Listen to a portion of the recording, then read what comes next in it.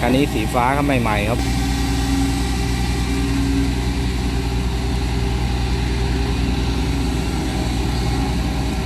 สีฟ้าสวย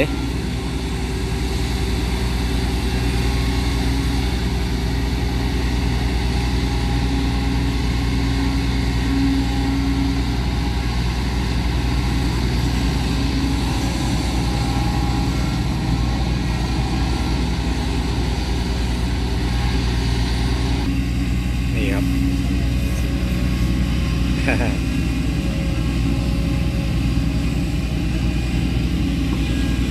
งานวางท่อครับ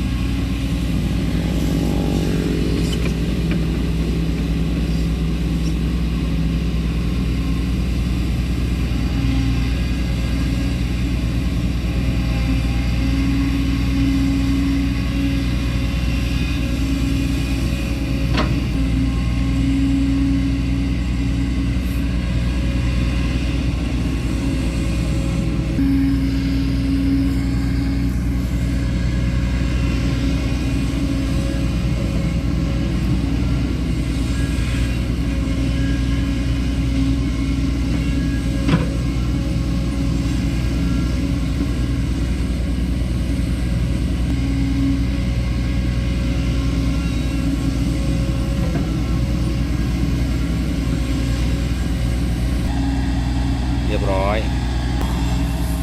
ครับสวย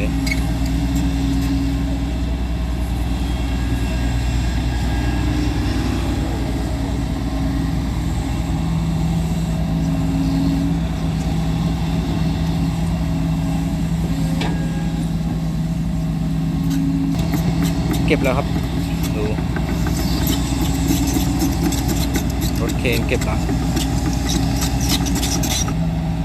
โกเบ HK 140 L4